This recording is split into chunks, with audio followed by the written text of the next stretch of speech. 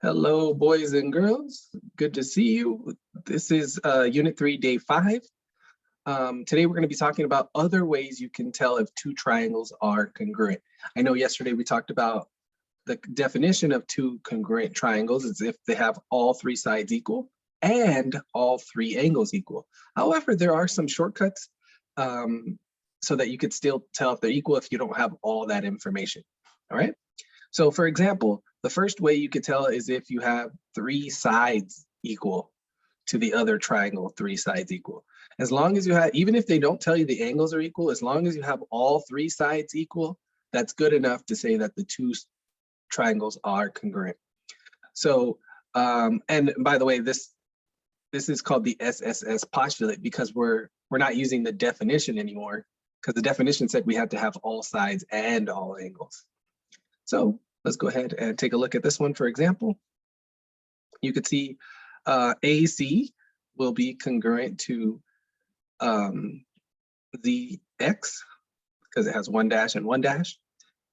AB will be congruent to YX because it has two dashes here and two dashes here. And finally, BC is congruent to YZ because there's three dashes here and three dashes here. So by the side postulate, or you could just put SSS. You don't have to write it all out side. You can just put SSS. We know that these two triangles are congruent. All right, so the next postulate we can use to prove that two triangles are congruent is called the SAS postulate. It stands for side, angle, side. Now, one thing I want to point out is that the angle that they're referring to does have to be in between the two sides that are equal on the two triangles. I'm gonna go ahead and point this out so you guys can see what I'm talking about. So we know that AB is going to be congruent to RS here. We also know that AC is going to be congruent to RQ because the dashes. Now the angles that are equal on these two triangles are angle R and angle A. Now notice the angle is between these two sides and between these two sides. So it does have to be exactly like that. It can't be, I'm gonna give you an example real quick of what it cannot look like.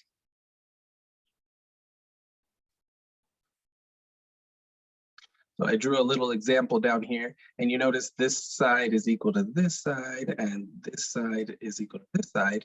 However, the angle, instead of being in between the two sides that are equal, here and here, the angle that was equal was drawn right here and right here. That is not in between the two sides. So this would be like angle, side, side, which is not one of the postulates. It's actually a posterior, which is a different story, but we'll talk about that another day. So the postulate that we do have to use to say that these two are equal is side, angle, side. Very important that you put the angle in between the two sides and not somewhere else on the triangle. All right, the last postulate that we can use to say that two triangles are congruent is the angle side angle. So we have two angles and a side that's in between the two angles, as you can see in these two pictures. So right here, I'm going to say those two triangles, yes, they are congruent because of the angle side angle postulate. So we don't have to, we're basically finding out we don't have to have all three sides equal and all three angles equal like we did yesterday. Instead, it's good enough to just have the information here. Okay, here we have a few more examples. Number 4, we see we have two equal sides. Then we have these two sides equal. And we don't have any angles that it tells us that it's equal, but remember this side right here is equal to itself. So we could say that angle, it has all three sides equal this triangle up here and this triangle down here. So since we're using the sides, all three sides, we'll call that the side postulate. Tells us that these two triangles are congruent. In number 5, we have two sides, so this side, and this side is equal to itself. So that's two sides. And then this angle is congruent or equal to this angle, because of the alternate interior angle postulate theorem that we went over, which basically says if you have alternate interior angles of a transversal with two parallel lines, that makes these two angles equal. So the angle happens to be in between the two sides, so we're going to use the side angle side postulate. So that is enough information to say that triangle SRP is congruent to triangle QPR. In the last example on page 1, it doesn't give us the only side that we know is equal is this side right here. It doesn't tell us that any of the other sides are equal. They could be, they look equal, but remember in geometry, you shouldn't just say, oh, they look equal, so they're equal. So we only know that this side is equal to itself, AC, but we can use that same theorem, the alternate interior angle theorem, to say that this angle is equal to this angle, and this angle right here is equal to this angle right here. So we have two angles equal to each other and one side that's in between the two angles. So we can use the angle side angle postulate.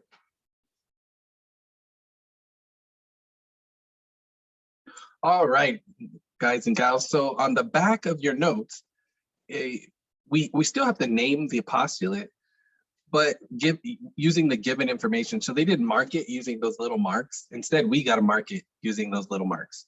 So the first one, it says that angle C is congruent to angle X.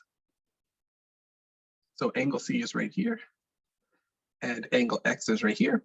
So I'm going to put one little mark saying that those two are congruent. And then next, it tells us that angle A is congruent to angle Z.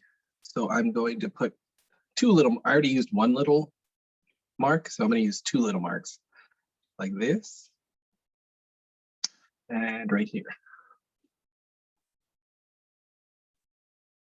And then finally, it says CA, that's a side, not an angle. CA, side CA is congruent to side XZ.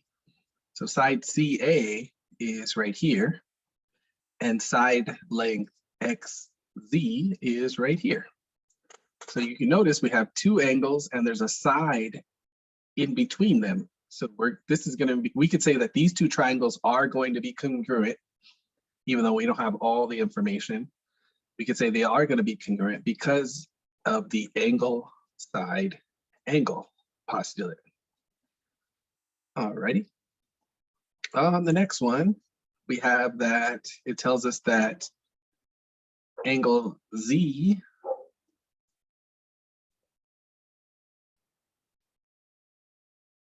is congruent to angle C. So angle Z is right here. Angle C is right here. Those two are equal. Notice they don't look equal, but they're telling us they are equal, right? And we can't just assume something with our eyes. So yes, they are equal. Now it's telling us two sides are equal. Which two sides are those? It's telling us that side ZX is equal to AC. So ZX is here and AC is here. So those two sides are equal. It also tells us two more sides are equal. It tells us that side CB is equal to YX. So CB is here. I'm going to use two little dashes because I already used one. And then YX is right here. So those two are equal. Now, if you notice in the picture, we have side, angle, side. But the problem here is that this angle right here is in the wrong place. This angle needed to be between these two sides. So it needed to be right here. So this one, we're just going to say not enough information, because there is no postulate. We can't use the side angle side unless the angle is in both.